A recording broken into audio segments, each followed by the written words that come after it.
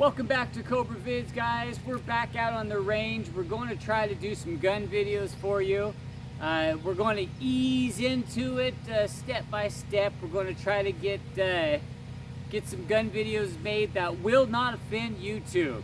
We're going to ease into it today a little bit, and then maybe we can get to live fire videos very soon. I got to really watch the videos and edit them down to where I feel that they're YouTube friendly, YouTube safe. So here we go. We're going to get right into it right now, and this video is going to be weapon retention or intimidation.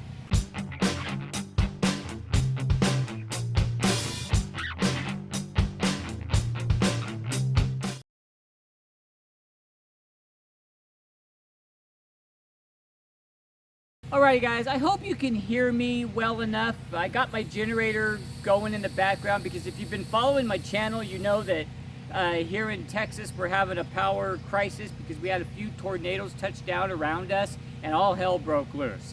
So if it seems like I'm yelling at you, I'm sorry. I just hear my generator going and I would rather yell at you than you not be able to hear me. So alright guys, here we go. The reason for this video is because I've watched a lot of security officers on the job, and one really stands out. They even use it for training as to what not to do when you're in security. This one video, and I might play a little clip up here, or I might go full screen and just narrate it.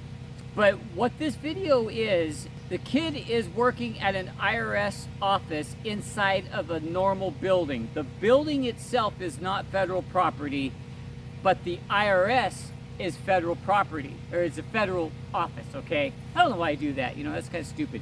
What happens, and here's where I'll play the video, the sheriff in full uniform, full gear, fully armed, walks into the IRS office with his duty weapon, his baton and everything, and the security officer draws out on him.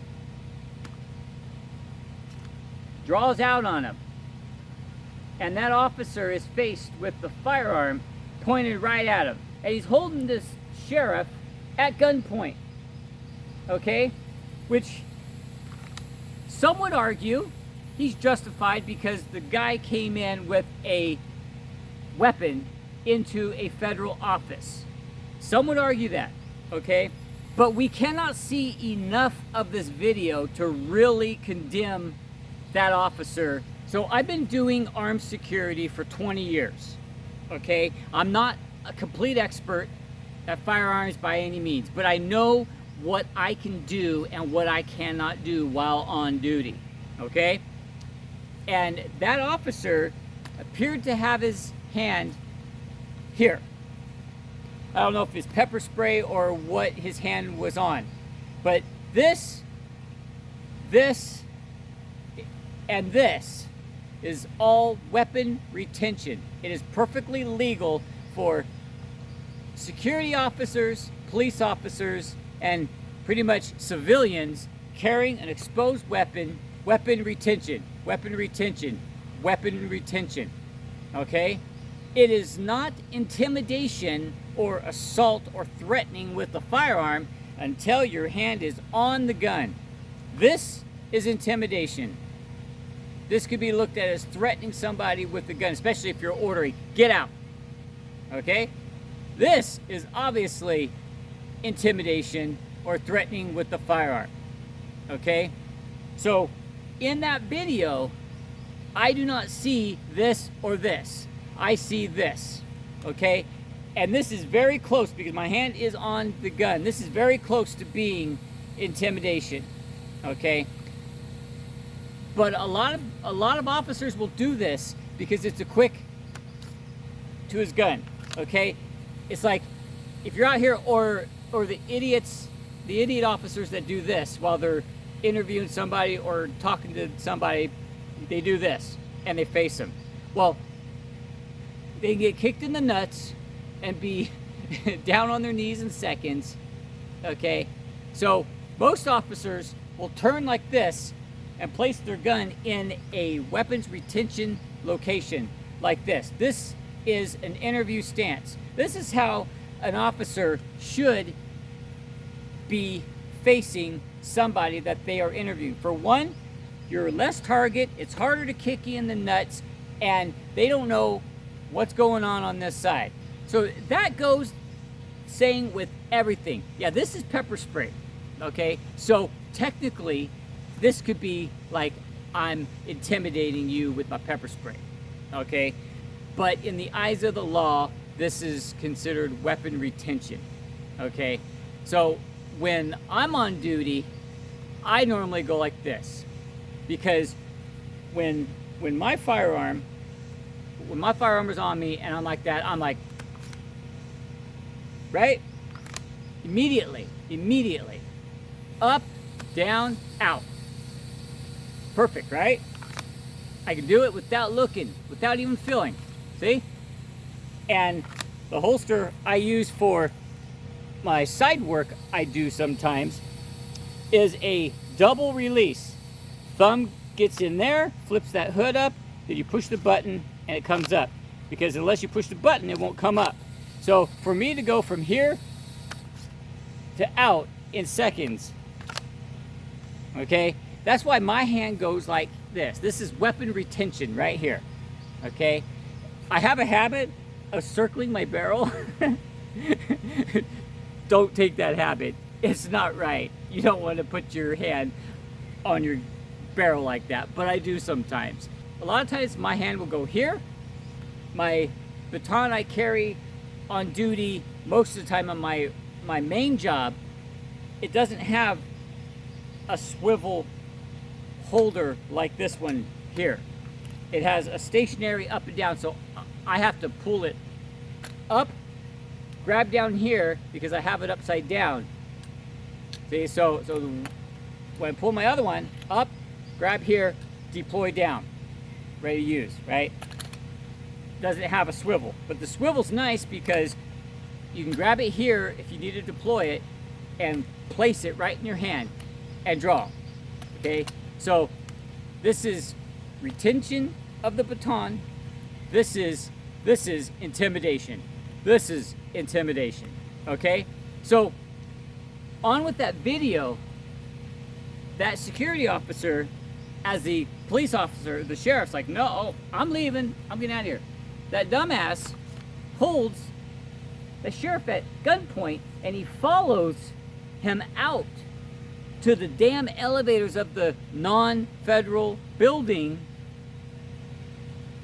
at gunpoint when he was trying to leave, okay?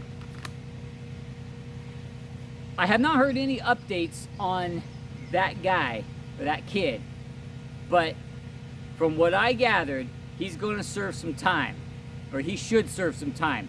I was just to say, okay, he had justification to pull his firearm because that guy came in with the gun and his hand was a little too close, okay? He says, okay, I'm leaving, right there. I would stay drawn in until I lost sight of him. Then I would have walked over, locked that door, went to a safe area, called in, and explained what just happened. I have many armed police officers and sheriffs come into my building. And I just get up, just in case he's a bad guy in disguise, I'm ready. Again. So if he goes to draw the gun, I can be out in seconds, okay? But I'm not gonna risk my freedom because I'm nervous that a uniformed officer has a firearm. Because normally how it goes for me is, excuse me, ma'am, sir, are you here on official police business or personal? And most of the time, they'll look at me and says, do I need to leave the stuff? Do I need to leave the stuff out in the car? Yes, ma'am. Yes, sir. I say, all right. And they leave, they go to their squad car or their personal car, they unload all their stuff, they come back in, guns out of the holster, baton, taser, it's all gone.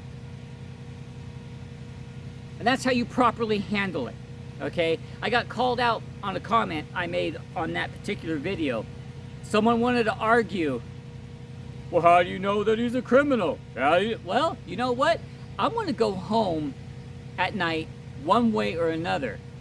If I have to get down and open fire, then I'll get down and open fire. But one thing I won't do is I won't draw out unless the threat is there. If the guy came in like this, I'd probably draw out and say, show me your hands, right? But chances are if an officer's responding to a call, I already know about it because it's in my building. All right, guys, just to recap everything, I'm going to show you all the weapon retention, weapon retention, weapon retention, weapon retention, weapon retention, intimidation or threatening with the firearm, threatening stance. Those there, if you're in security, will get you put in jail. And then, you know what? Guess what? This goes bye-bye because you just committed a felony, so you'll never be able to own one of these again. You won't be able to make the car payment on that beautiful Mustang that you just bought, and your wife is going to talk to you through a thick plain pane of glass or a TV monitor or on the phone. You won't be able to help your kids out when they need you. All right, well, that's going to wrap it up for our first gun video back on CobraVids. I hope you enjoyed it. I hope it cleared some stuff up. And if you have any questions and you want to talk about something sensible and respectful, go down in the comments, post your comment there. I will be more than glad to answer questions. All right, guys, that's going to wrap it up for today. If you haven't done so already, subscribe to our channel because more gun videos are coming up quick. Definitely like the videos that you watch so that they can be shared with more and more people like you, and promote our channel so that we can continue bringing these wonderful videos to you. All right, now I got to get back to figuring out, see if that power's back on yet. So I'm going to leave up a link right here and right here of my most recent Texas power shortage and water shortage crisis for you to click on to see what we've been going through. All right, guys, take it easy. We'll catch you on the next one. Drop that gun.